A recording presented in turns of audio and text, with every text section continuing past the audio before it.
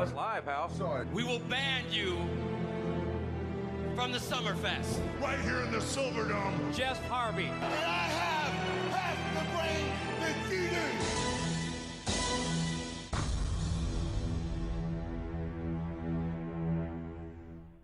Welcome to Wrestle Hunks Weekly.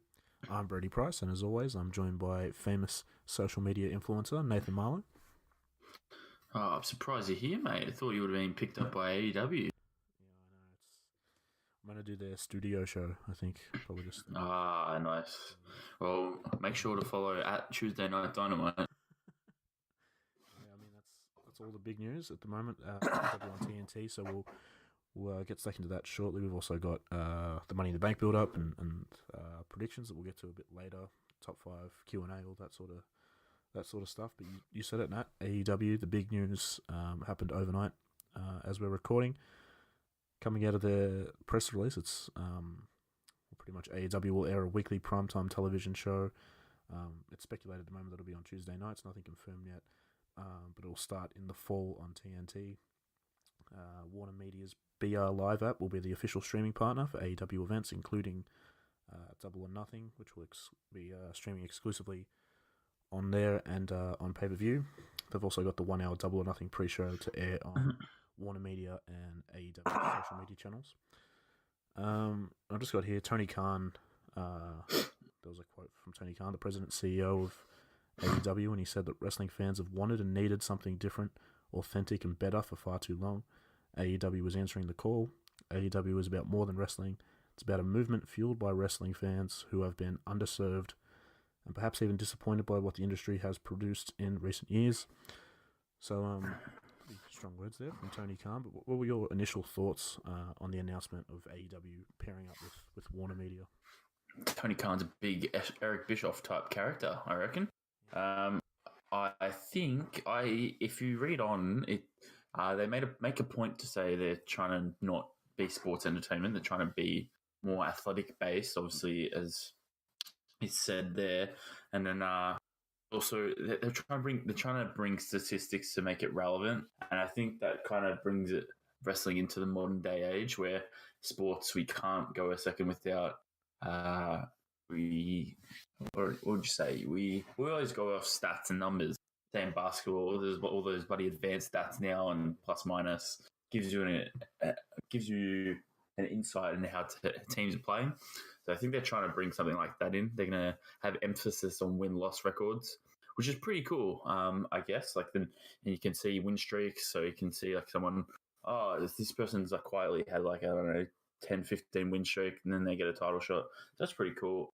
My initial thought is that I'm so excited. I hope we have somewhere we can watch this for Australia, because I don't know how that's going to work, like a weekly show for us, because they'll have to figure out a TV deal here. Yeah. I don't know what that looks like.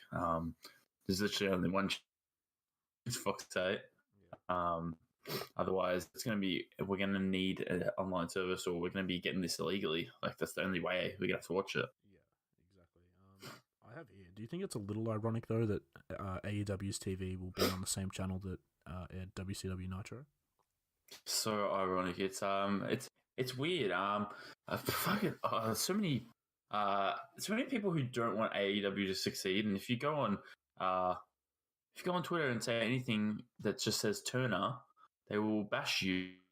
TNT Turner. It's not, because Ted Turner's not involved. TNT actually fucking stands for Turner. It doesn't matter if they have no involvement. TNT still stands for Turner. Yeah. Like, just because it's not owned by them anymore doesn't mean it's not.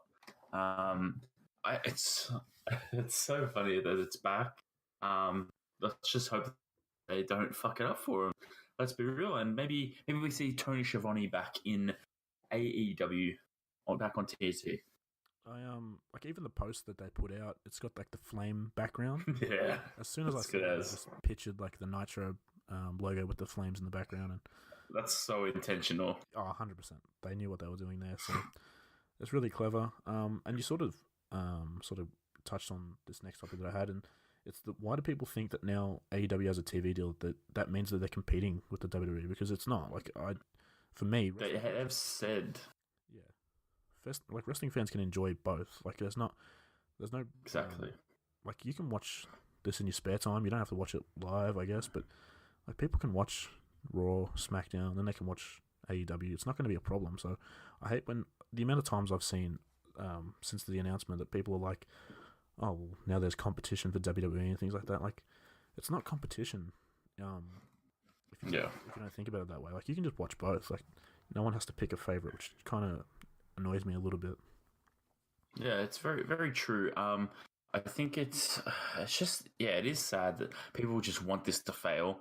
And it's kind of like when TNA started getting traction in 2010.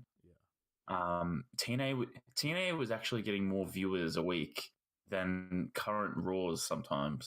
Like those lowest Raws, TNA was getting higher viewership. And I don't think TNA was different. TNA made it a goal to try and compete, even move to the same nights.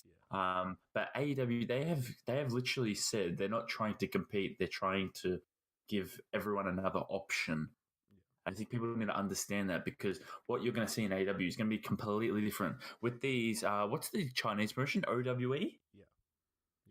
They completely different wrestling style. It's literally the most over the top produced kind of stunts almost.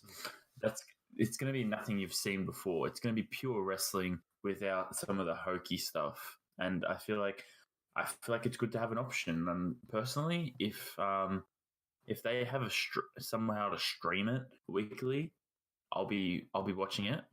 And that's shit for WWE, because I can't watch their product. Like, I don't have the time. I can't sit down. I don't have a device to record on TV actually, so I can't watch WWE. So if AEW gets a grasp on the market, they're going to be rocket strapped to the moon. Yeah, I mean, I completely agree. And like you said, they're planning to air a more sports centric product with the emphasis on the in ring competition. So, I mean, it's kind of exciting that if you aren't a fan of what WWE put out and the sort of storylines and the I don't know, all the drama sort of stuff that they use, this product could be for you. I don't know, like I'm a fan of both. I can enjoy both, so I'm excited to see what they do, and I'm excited that there is an alternative and something else that we can sort of sink our teeth into. And I don't know, are you excited about that type of wrestling being on TV? Do you think it can catch on? That's the only thing. I don't know if it'll catch on. Depends what kind of demographic they're going towards.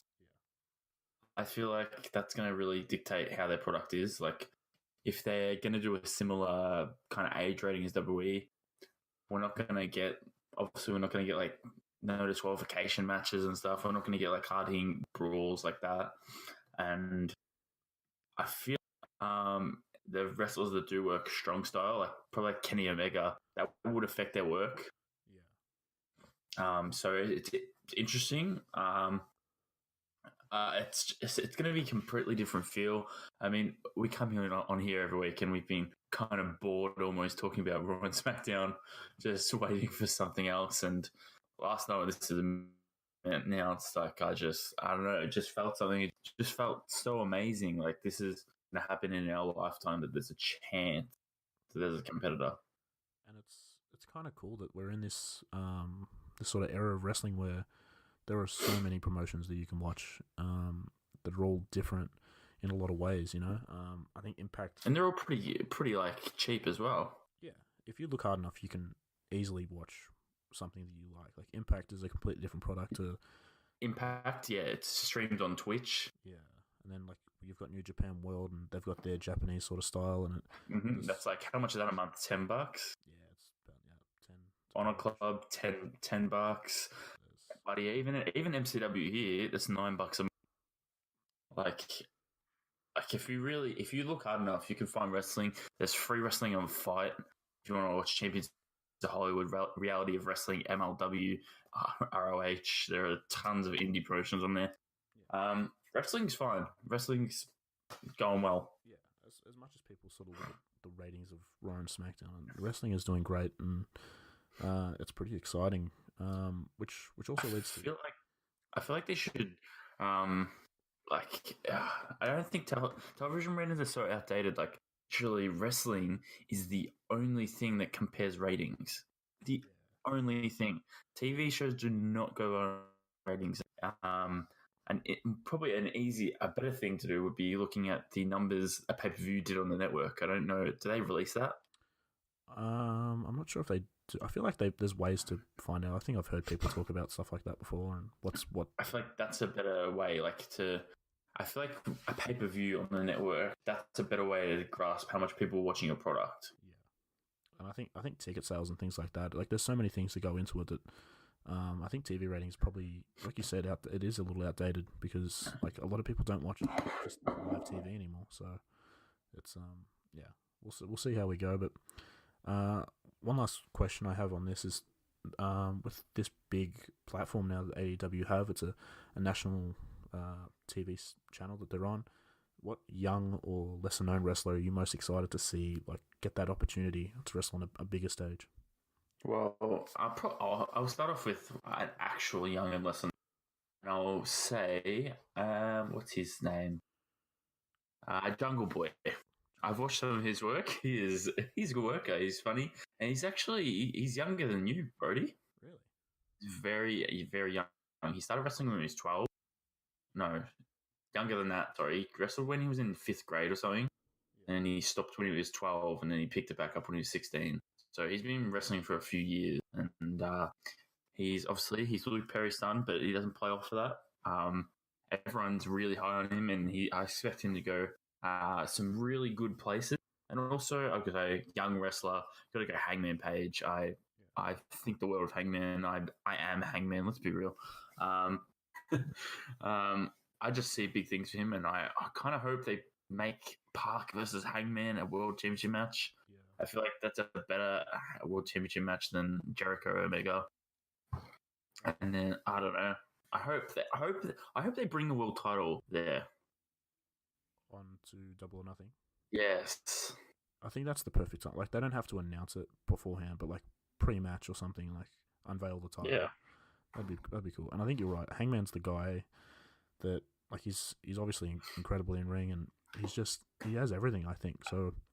I feel like everyone else, it's like, oh, you're the booker. Like, if it's the Bucks, Omega, or Cody, it's like, oh, you're the booker.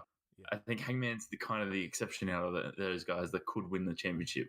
Yeah, and I think like Kenny and Cody are sort of like they're already established big name stars, and Hangman is still very young, and this is the chance to sort of strap the rocket to him, so to speak, and make him the face of the product, and yeah, I think he's the right choice, and he's so good in the ring, so it's going to be interesting to see how he goes. Do you have anyone else to look out for? I enjoy the work of MJF. Oh yeah, fucking hell. I don't know, there's something about him I just really enjoy. I mean, did you like the start of being the elite? That was funny. That was really good. I enjoyed that. But yeah, I think it's going to be interesting to see what the women's division brings. Obviously, Dr. Britt Baker is might be one of the more well-known ones that's in there. But yeah, it should be good. Obviously, the tag division is something that I'm looking forward to. This is probably one of the reasons I'm most excited about it, is because Best Friends and the Lucha Bros, obviously the Bucks, the match with Best Friends and Angelico and Jack Evans at Double or Nothing. Like I think that's going to be good. So it's going to be exciting. Just saw a report right now. Yeah, says there will be no scripted promos in AEW. And you want me to I'll give you an example of why there should be scripted promos. And it's 2 words, and it's Jack Swagger. Yeah, I mean, it says no scripted promos. So Jack Swagger needs a script, right? I think, I mean, that could mean less promos. Like, if a guy can't talk, maybe just don't give him a microphone. Like, that could be a way to go about it. Yeah, that's just a way to go about it. That's ECW kind of style of thinking. I mean, then they can still have pre-tapes and stuff like that for guys that aren't comfortable with going on the fly. But, yeah, is there any other like last-minute thoughts before we finish up on this topic? Do you have on AEW? Nah, I think we've talked about it enough. Just that I hope it doesn't cost us. Well, people are saying it's going to cost $50 to $60 US, and when if it's $60, that costs us $86. So I hope the price point is not that. Yeah, I mean, we want to watch Double or Nothing, but that's a lot of money to pay for just the two of us, or if young Brando joins us as well. 3 people just trying to pay $90 for a pay-per-view is kind of insane. Exactly. So let's get stuck into the build-up to Money in the Bank. Raw this week, some things happened. We got started with Roman Reigns and The Miz. They defeated Lashley and Elias by DQ. I think Shane got involved and whatnot. So, I mean, are they sort of spinning their wheels a little bit with this Reigns and Miz against Shane and Elias sort of stuff? Yeah. Not interested. Fuck this wild card rule, bro. Yeah. Like, who cares, man? And Reigns and Miz doesn't work for me. The in-ring, the Miz TV segment, I didn't think it was that good. I feel like it's bad to say, but the less the Miz talks as a babyface, the better. Yeah. He's just naturally good at being a heel when he talks. I don't know. It's just, I mean, everyone's still behind him. Like, everyone still appreciates and respects the Miz, but he just doesn't seem like a babyface. Yeah, I know. I agree. And his T-shirt sucks too. Is that the one? The emoji. It's the one with the emoji on it. Oof. He's still rocking that one. Jesus. He's still rocking it. We saw Mojo Rawley re-debut on Raw. He had the shattered glass face paint that he's doing at the moment. Yeah, someone drew on him. Yeah, it just looks like someone scribbled. Fell asleep backstage. He won his match against Apollo Crews and sort of screamed at him a lot. But what were your thoughts on Mojo coming back onto Raw? Very uneventful since he re-debuted last week on Main Event. Yeah, that's true. I don't know. It doesn't do much for me. He won in like a minute, didn't he? Yeah, Apollo did like a flip. That's sort of landed on his knee, and then he just took advantage. It's so shit for Apollo Crews. Like such an athlete, and relegated to jobbing. Like you have Heath Slater on your roster for. There was a double contract signing for Becky Lynch's 2 matches at Money in the Bank with Charlotte Flair and Lacey Evans. Obviously, it's a contract signing, so it ended up in a brawl, and Becky got put through a table by Flair and Evans, and they sort of stood tall, holding the respective titles that they're challenging for at Money in the Bank. What do you think of this segment? This was a pretty good segment up until they attempted to put the man through a table, and she had to lift herself up in the powerbomb. Lacey Evans didn't really do anything, but it made them look strong. It made sense. It was like they're both kind of like bad guys, and they just don't want Becky to win. So it made sense that it'd be like put differences aside and we'll attack her. Yeah. It's going to be interesting. Money in the Bank is going to be interesting how it plays out. Yeah, definitely. But I will say I found Becky to be more interesting when she's chasing the belt. Yeah, that's probably true. But she was still entertaining and quick-witted with some of the stuff she said during the press conference or contract signing. So yeah, it's going to be interesting to see how this one plays out. Baron Corbin defeated Ricochet in a momentum-shifting singles match ahead of Money in the Bank. What did you think of Ricochet dropping one before Money in the Bank? You know what? I like it because maybe it gives Ricochet a chance to win it. Yeah. It kind of makes sense. Like Baron Corbin, like he's beaten the biggest of the big in Terui, I guess. He's beaten Roman Reigns. He's beaten who else he's beaten? He's beaten Kurt Angle. And I think it kind of makes sense, like in the scheme of things. So I'm not as mad as when Ricochet lost to Robert Roode. Yeah, you're right. Gets more heat on Corbin, I suppose, and Ricochet is still very impressive, and he's still new. So I don't think we can expect him to win the world title in his first, half a year in the company. So, it was a fatal 4-way with all the Raw participants in the women's Money in the Bank, but Alexa Bliss had some luggage issues. Her bags weren't there, so she didn't have her gear. Nikki Cross replaced her in the match, and she got a win over Natalya.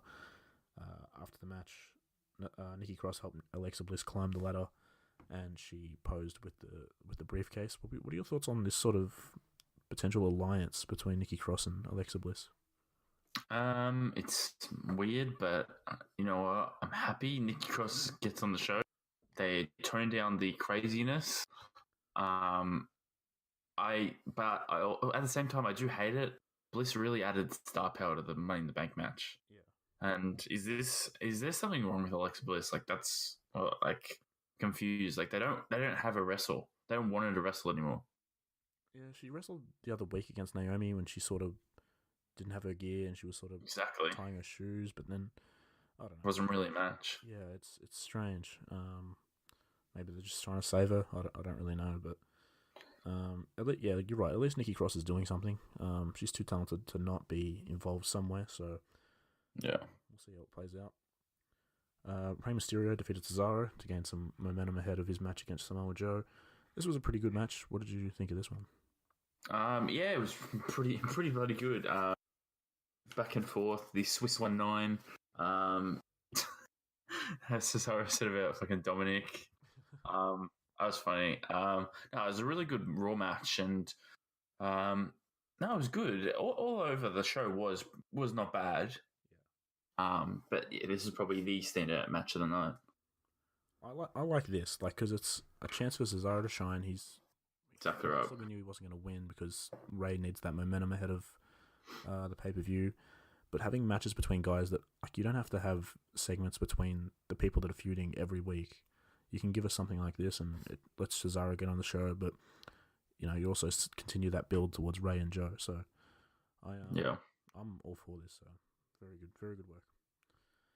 And something that's probably one of the bigger news stories this week is that the Firefly Funhouse turned dark as Bray Wyatt revealed his secret. For anyone that didn't see, he's sort of revealed like a more demonic side and a different attire and a sort of a scary mask. So, what were your thoughts on what Bray did? Come pick me up, Mom. I'm scared.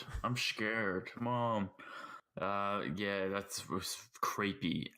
Good segment as usual. Best thing that come out of Raw. And Jesus, I am excited for this character. Very split personality kind of gimmick. So obviously he'll be wrestling in that mask and that gear, because I don't see him wrestling as the Blues Clues presenter. It'll be interesting where this goes. Like if they drop the ball, if they tone down the darkness, or I don't know. It's going to be interesting. This is the best thing that comes out of Raw every week. Do you see, I don't want to think about this, but it made me think about when Corporate Kane would switch to like Mask Kane a couple of times against Seth Rollins. Mm-hmm. Years back. Do you think it's sort of going to be that thing where Bray's sort of sometimes like real happy backstage? Yes. Yeah, I think it's going to be split personality type gimmick. I'm looking very much forward to this. This is when this started. Everyone said, "Oh, this can't go anywhere." Bray's not going to win a world championship, and if he's this dominant character, he could definitely win a world championship. Yeah, as soon as I saw it, I thought this is perfect. Like the way they've built this is brilliant. Like you said, a lot of people weren't on board with the Firefly Funhouse when it started, but geez, it took a turn and it's looking very promising. Hopefully, like you said, that they don't drop the ball with this one, because it's something that they've actually done really well so far in Raw post Mania. Yeah. And in the main event, there was a Falls Count Anywhere match between Sami Zayn and Braun Strowman. The winner would get the final spot in the Money in the Bank ladder match. And with help from Baron Corbin and Drew McIntyre, Sami Zayn gets the win and replaces Braun in the ladder match. What are your thoughts on Zayn going in and Braun going out of the match? I like it because I don't want Braun in this match. I like the way they did it though. It was like just everyone gang up. Like it was like Corbin and McIntyre knew got to keep Braun out of the Money in the Bank because he's the biggest threat. So it made good sense, and it's good to see they didn't just keep Sami Zayn in the bloody bin. He got a win, and I like it. It's good. Good way to end Raw. Yeah, it made sense. I don't know whether Braun was hurt or anything like that, if there's a reason they took him out, but for one, he doesn't lose the ladder match, so he's sort of looking strong there, and it took 3 guys to beat him in this match, so he still looks strong regardless of losing this one, and he won't, obviously he can't lose the ladder match now, So I think that was a good job all round by the whoever wrote that one up. So we'll move to SmackDown. Andrade got the win in a fatal 4-way match against Randy Orton, Finn Balor, and Mustafa Ali. And then after the match, Ricochet sort of, as Andrade was climbing the ladder, he leapfrogged him and grabbed the briefcase down, so he could pose with it. What were your thoughts on Andrade getting the momentum ahead of the ladder match? It makes me think he's not going to win, Yeah. if anything. But this match was pretty darn good. There was a lot of cool RKO attempts, and then he hit a great one. I like the match as a whole. It's good, but now I'm sad Andrade most likely won't win because that's how shit works. Yeah, a lot of times you see that they let people get some momentum that aren't going to win, so that, I don't know. Yeah. Just to confuse fans, I don't know. But hopefully that's not the case. Hopefully Andrade does pick up the win, because that would be huge for his career. Yeah. Shane McMahon, Elias, Daniel Bryan, and Rowan defeated Roman Reigns and the Usos. I think The Miz was banned from ringside. What are your thoughts on this? It just seems like another segment similar to the one that we had on Raw. Yeah, don't really care for it. It doesn't do anything for me. Yeah, they're just sort of, I don't know, spinning their wheels as they get to Money in the Bank, so we can have the blow off to some of these matches. God, great. Woohoo! Asuka and Kairi Sane got a tag team name. They are the Kabuki Warriors. They defeated Mandy Rose and Sonya Deville on SmackDown. What are your thoughts on the name change and them getting a win over Rose and Deville? The name change isn't very iconic. Yeah. Not at all. Paige then came out on Twitter, bashed someone. She's like, "Oh, the girls named them." No, they fucking didn't. No, they didn't. This just screams Vince, because I highly doubt they would have called themselves this. Yeah. Paige also said they wanted to be called the Kabuki Girls. No, they didn't. They didn't get to name themselves. Like, let's be real. It's sad that my two favorite girls got beaten, though. That's always sad, but I hope the Iconics don't lose the belts soon. I like them with the belts. Yeah, I don't know what they're going to do, but it seems like these are the only 3 teams at the moment in the division, so... Yeah, very true. But at least the match hasn't been announced for Money in the Bank, so they might hold on to it for another month. We can only hope. And in the main event of the show, Kofi Kingston and Kevin Owens got involved in a brawl during the Kevin Owens show. Sami Zayn came out to aid Kevin Owens in beating down Kofi. Woods tried to make the save. He got beat down, and then I think eventually Kofi cleared Kevin Owens out of the ring and then hit a Trouble in Paradise on Sami to stand tall. What's your gut feeling ahead of Money in the Bank? Are you happy with the way they've built this one? Yeah, they've built it pretty well. I have seen some people say that it could happen that Kofi retains and Sami Zayn's won the Money Bank and cashes in here. Yeah. I've seen that happen, and then we can get a 3-way between KO, Zayn, Kofi. Yeah. I don't know. I don't know. I really don't know who's going to win, but I am excited. I think they built this up pretty well. I mean, they've only had like a month build it properly. Yeah. Off like a 1-week face turn with the New Day. Just this feud is gonna be good, and I'm excited to see where it goes. Yeah, I'm with you. I think they're still trying to make sure that you don't want to lose that the heat that Kofi has. Like, everyone's sort of on board with him, and you don't want to lose that. You want him to still be that white hot baby face for as long as possible while he holds the title. So I hope Big E live tweets this match. I'm sure he will. That does it for the build to Money in the Bank. So we'll get to your news roundup now, and then we'll get into some predictions. Well, here's the news for this week. There's pretty much barely anything, so don't get excited. So former WWE wrestler and Percy Watson has left the company, reported by SE Sirens Casey Michael, and is confirmed by Dave Meltzer. There is no official word as to why exactly Watson quit, but Michael said it was due to Watson wanting to go into his dream of acting, and it is yet to be confirmed whether WWE has actually granted his release. So there you go. That's kind of good that they weren't forcing Beth Phoenix into the commentary, and it might just be Percy Watson wanting to leave. They should definitely invest in someone better. There is a Triple H documentary coming out on the network June 1st. I think that's when the takeover is. Wait, what was that, sorry? Triple H documentary. Oh, June 1st. Is that? I think that's the same day as the takeover. Okay, I think it's after the takeover. It's called Cerebral something. I didn't really look at it. I didn't really care. I think it's to do with his build up to the match with Batista. He had to overcome the bicep tear or whatever, the pec tear. The updated WWE Network schedule for next week listed for a new Chronicle episode that will be focused around Mustafa Ali, which is pretty cool. And a new edition of WWE 24 focused on Becky Lynch will premiere after Money in the Bank. Goldberg vs. Undertaker has been announced for the Saudi Arabia show, and for some reason they're also calling this show Super Showdown. Yeah, heartbroken. I thought that was just an Australian thing. So that's kind of shitty. There was like a lot of names floating around, but for some reason they've gone with this. It's weird. Like, how do you distinguish these on the network? I don't know. I guess you can call it 2019. We also have Lars Sullivan being fined $1,000 for his horrible remarks towards current employees in WWE on a message board when he first got signed. I feel like this is not enough. I feel like he should have been fired. Yeah. But that's my personal opinion. I'll leave that out. But SmackDown viewership fell to 1.8 million. That's pretty bloody low. It's not good at all. So what do you think of SmackDown's rating?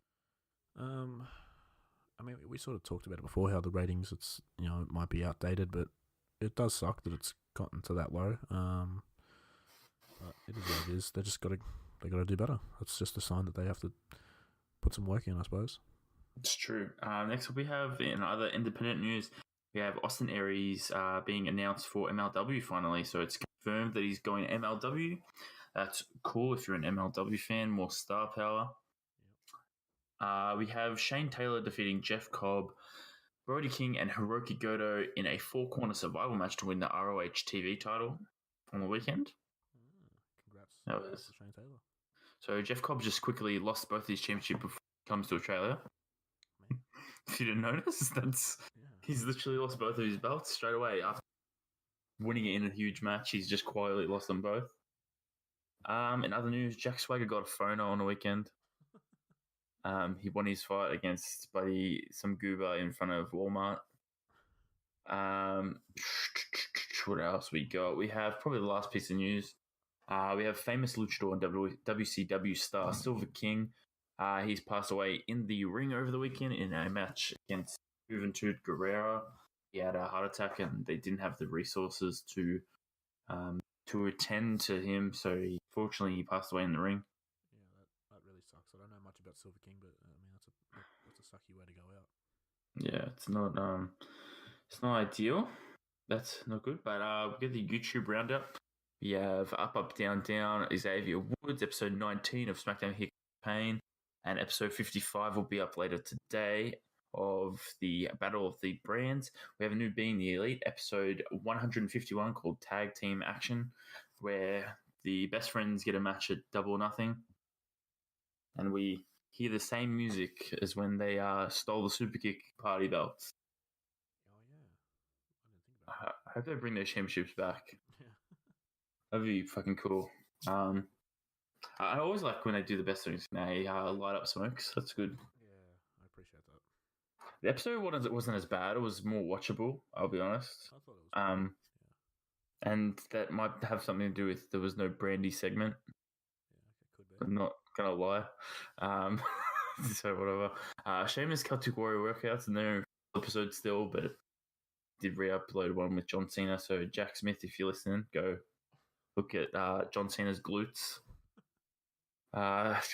Every other channel, but no new episode, especially Elliot Sexton, disappointed in you. Damn. Thought we'd get more total flogs, but Demandy's Donuts, episode 36. What is happening? They're not doing donuts. Whoa. because they're in England. Donuts suck. They bought some and they showed them to the camera, and they were rock hard donuts. They must have been fridged in whatever shop they bought them at. So they ate some other dessert, and then Mandy pushed Sonia. I saw that clip on Twitter, which was kind of funny. It's good, and that's the news for this week. There's not much happening that isn't AEW. Yeah, that's true. So we have big news, but not a lot of little news stories. So No tidbits. let's get stuck into Money in the Bank, and we'll give our predictions. That will go up. I feel like we should. I'm going to keep track of our predictions for this year, and we'll finish it with WrestleMania next year. We'll see how you and I compete. So let's wait. So do you have the WrestleMania one? No, like next year's WrestleMania will be the culmination, the decider. Okay, so we're starting from now. Yeah, this is brand new. Oh shit. Okay. This is serious business now. I don't know what the winner gets, but we've got a year to figure it out. So okay. We'll start with the pre-show. The only match that's been announced for the pre-show is for the SmackDown Tag Team titles. The new champions Daniel Bryan and Rowan defend against the Usos. Who do you think is going to win this one, and what are your thoughts on the match?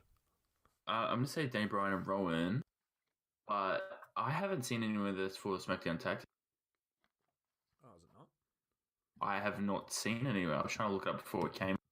A lot of people saying this is non-title. Oh, well, so that's weird. Even weirder. It's also very shit during the pre-show because Daniel Bryan literally just cut the best promo in the world saying he would like to main event WrestleMania with these titles. Yeah. So what a contradiction. Terrible, and don't really care for them facing the Usos. I would have been better off not seeing them on the card. Yeah, I'm with you with Bryan and Rowan winning. It sort of surprised me. I just assumed that it would be for the titles. You're right. I can't really see where anywhere that says that it is for the title, so that's strange. Won't know until the match, I guess. Yeah. Either way, I'll go Bryan and Rowan. One thing I thought of last night is how I would book the finish is have Rowan beating down one of the Usos on the outside, and the referee distracted by that. In the ring, the other Uso has like Bryan down, and then have the Revival come out and hit a shatter machine on the legal of the Usos. Yep. And get Bryan to win that way. That way we can sort of, I don't know, I want to see a more serious side from the Revival. Get a bit of payback for what they've been doing to him on Raw. So I think that's something like that would be ideal. So I think we both have Bryan and Rowan, I assume. Yes. Okay, so the next match is for the Cruiserweight title. This hasn't been announced for the pre-show, which is nice. Tony Nese defending against Arya Daivari. What are your thoughts on this one? Yeah, it's good. I've watched the build-up for this one. It's not bad build-up, but it's very much a filler show. And it's kind of disappointing that this one's not going to be on the pre-show compared to all the times Buddy Murphy was putting in fucking classics. Yeah. It's kind of disappointing, but I'm going to say Tony Nese pulls out the win here, and he'll continue his reign for a while until the next challenger, which I don't know who that's going to be. Maybe, I don't know. Maybe Tozawa comes back up. I don't know. Yeah, you're right. It should be Maybe Gulak gets another shot. Yeah, it'll be someone like that. Yeah, it could be Gulak. That'd be a good match. I'm with you. I think Tony Nese retains. It's what is he, like a month into his reign? It would be too soon for him to drop the title. So I'll back Tony Nese in. Samoa Joe versus Rey Mysterio for the United States title. What are your thoughts on this?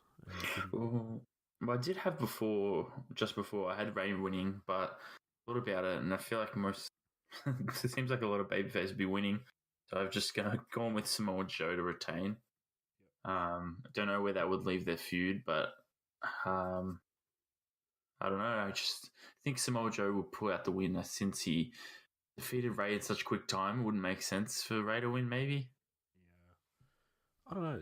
It's an interesting one that could go either way, but I feel like Joe's sort of, I don't know. He hasn't really got a lot of TV time, has he? Like since the brand the Superstar shake-up. So I would like to see him win and then sort of continue on and, I don't know, potentially start up that feud with Braun again, maybe something like that. So yeah, I'll go with Samoa Joe.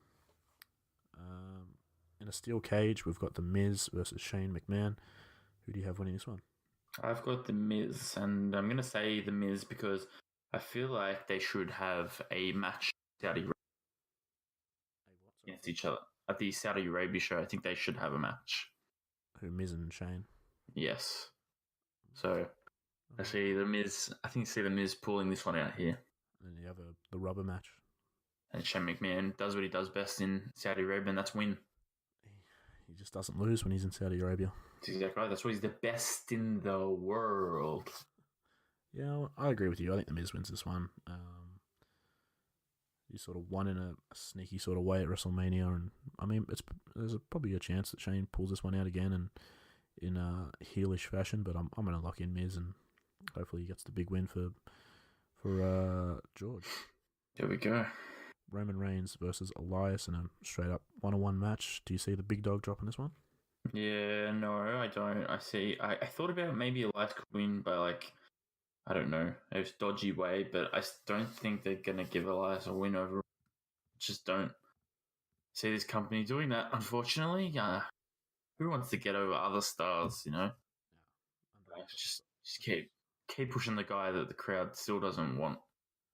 I'm going with Elias. So I'm going to pick Elias. I don't know why. This is a chance to give the guy a big win. I don't know if he's had big wins before, so I don't know. It's a little gut feel. I think Elias might pull this one out. Yeah. So Becky Lynch's first title defense for the Raw Women's title. She has a match with Lacey Evans. Does Becky retain this one?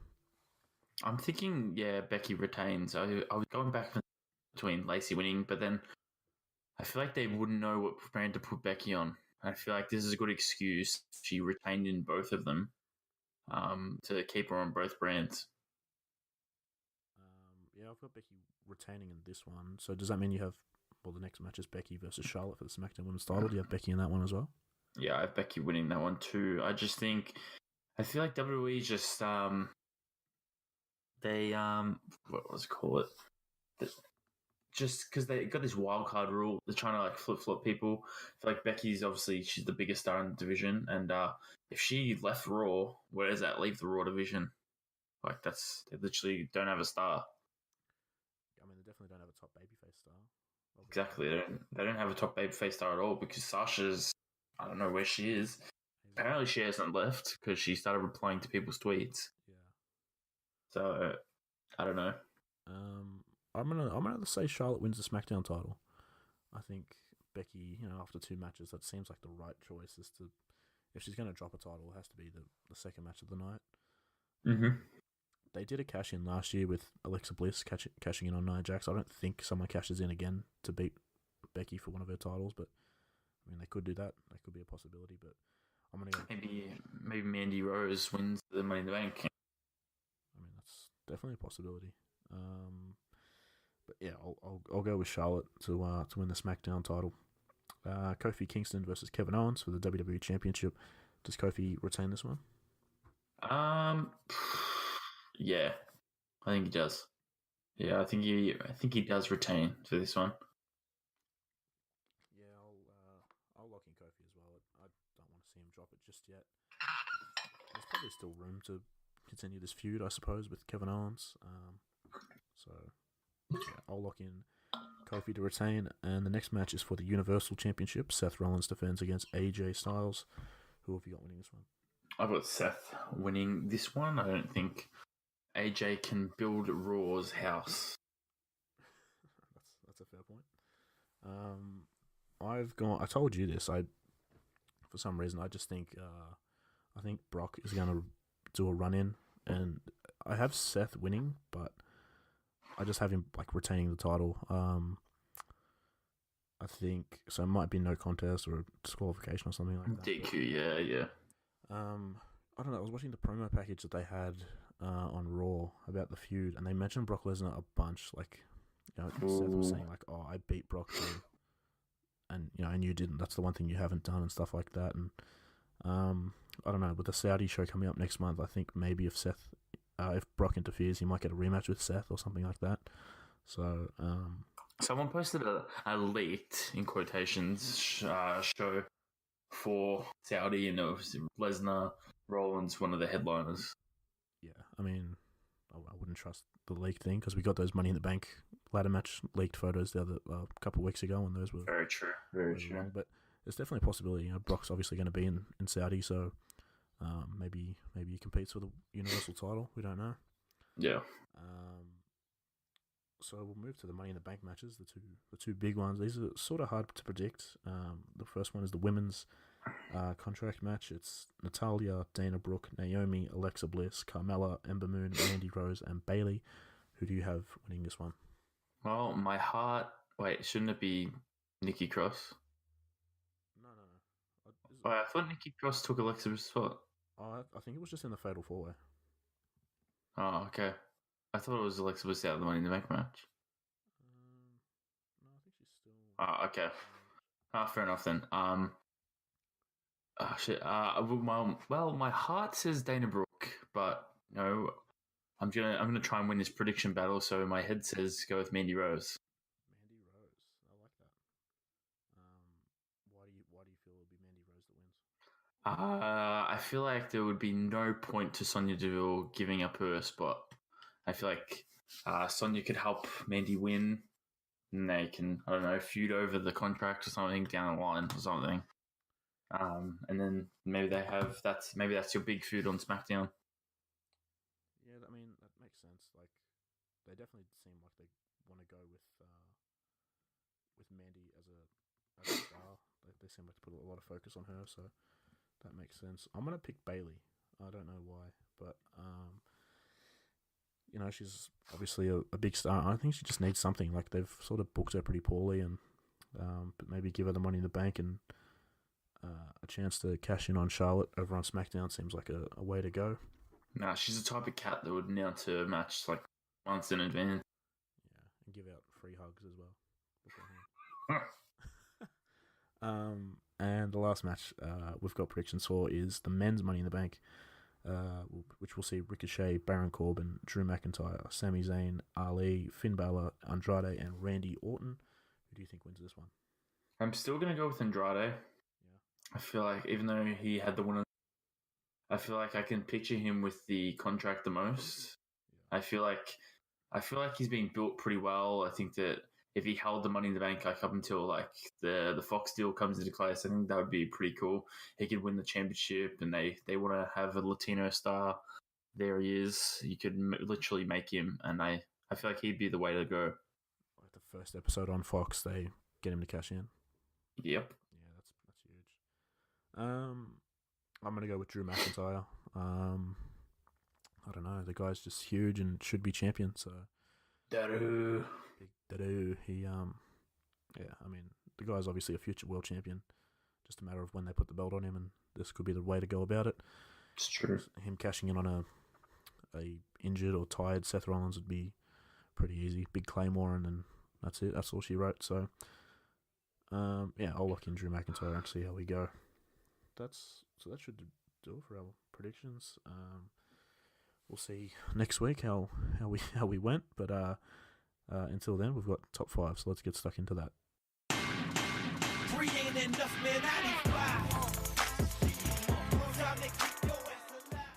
Well, I went for a bit of a small one. I went for top 5 competitors to WWE at the moment.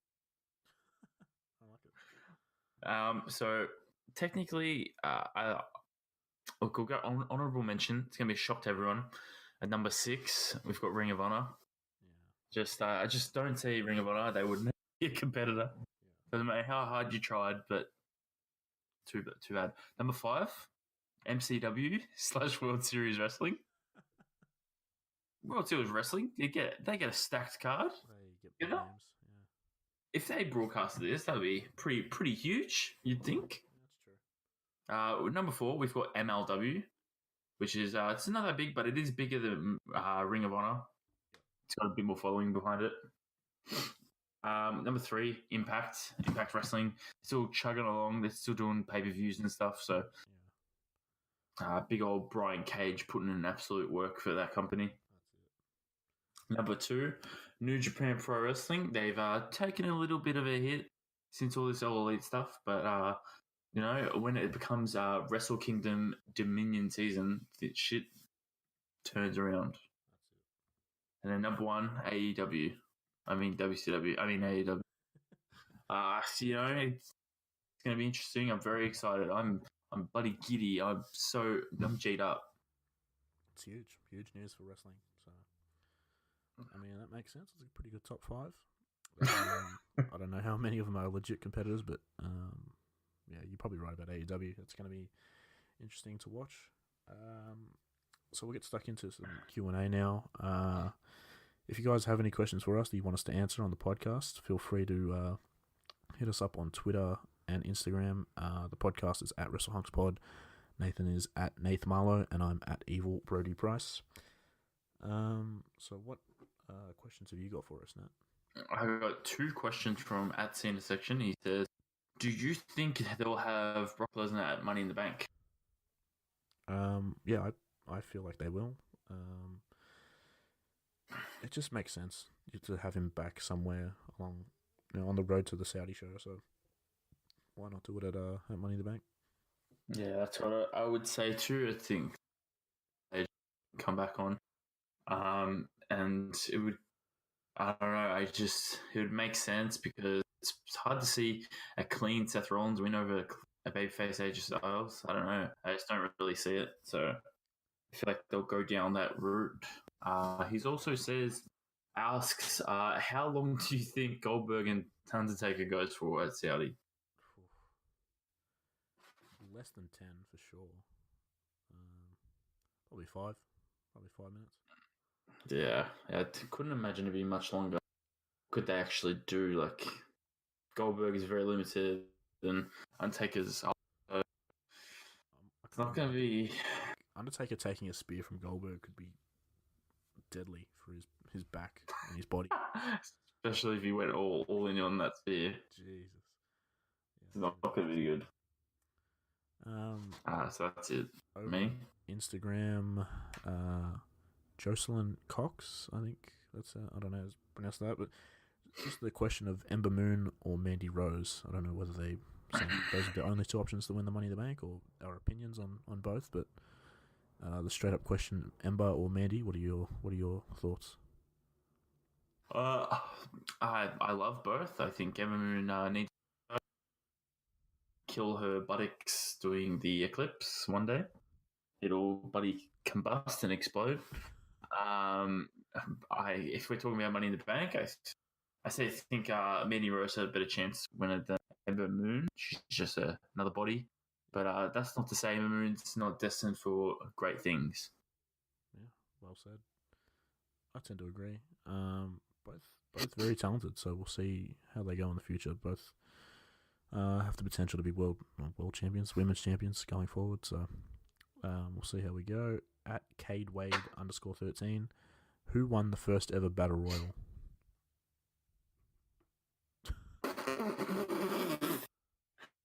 Just of any history? Yeah, just a bit of a history question.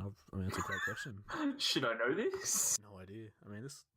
First ever wrestling Battle Royal winner? This could be 40s for all we know. Royal winner. It's probably the Great Khali, right? I would imagine so. He's a big Battle Royal winner. It's only coming up with Battle Royal professional wrestling. Yeah. Bang bang bang. No, it doesn't give you a real history of it. No, it's not. Doesn't have the answer I'm looking for. If he means the Battle Royal as in the Royal Rumble, is it Jim Duggan that won the first one? Yes. And Braun won the first ever Greatest Royal Rumble, which is history. I'm hearing they're doing a Greatest. It's not a Greatest Royal. It's going to be the Greatest Battle. Yeah. It's 50 men. It's going to be a 50-man Battle Royal, so... That's ridiculous. That's 50. It's 50. No, I hope they just give it Royal Rumble rules. Just don't call it a Royal Rumble. Just do it something else. It shouldn't be part of the Royal Rumble history. That's going to be interesting. And the Tuesday Night Dynamite account on Instagram has questioned how long until AEW tries to get my account deleted. What did you send that? Yeah, it's interesting. I don't know, but hey, I'm going to be asking for if they want that account, Just give me tickets to Double or Nothing right now. And some accommodation as well. Accommodation. I want it all, man. This is the biggest battle royal. I'm sending you right now. Biggest WWE history. 41. And yeah, I forget who wins it, but it's like it's the WWE YouTube account's like one of their top most viewed videos. Really? It's got 88 million views. Well, that's something. I think that's all the sort of questions we have. But to follow up on last week's Lance Storm tweet, he's just dropped another one today. As I'm reading this again, I just keep Oh god, what is it? Lance Storm tweets during the podcast, but this is a good one. He said, just to go back to our AEW talk, he said, so odd to hearing pro AEW anti WWE people fight with pro WWE anti AEW people. I don't care which you like, but unless you're an idiot, you should want both to succeed and flourish. So, I mean, that's good. Maybe everyone else Lance Storm tweet. daily Lance Storm. I'm gonna retweet that too. That's a good tweet. I'm gonna retweet that right now. And a young man that's replied to him. He said that competition makes the overall wrestling business better. If Pepsi and Coke can compete and still both thrive, why not two wrestling promotions? So I mean, that's probably a good analogy to give, I think. Very true, but Pepsi's better. Exactly. See, people have opinions on it, so and Pepsi's better, obviously, Nathan. But it's like comparing creamy soda brands. So that's a good way to finish. Lance Storm dropping some knowledge on the podcast. Before we go, we'll just make sure that you rate, subscribe, and share the podcast. You can find us on iTunes, Spotify, and Stitcher, YouTube, and all other good podcast services. Follow the podcast, like I said, on Twitter and Instagram at Wrestle Hunks Pod. Find Nathan, the social media influencer, on Twitter and Instagram at Nathan Marlowe. I'm at Evil Brody Price. Nat, do you have anything else before we sign off? No, I don't. Just enjoy your money. Stay safe, happy, and yes, do the other thing. Stay the line, but Stay the line, but until next week, stay hunky.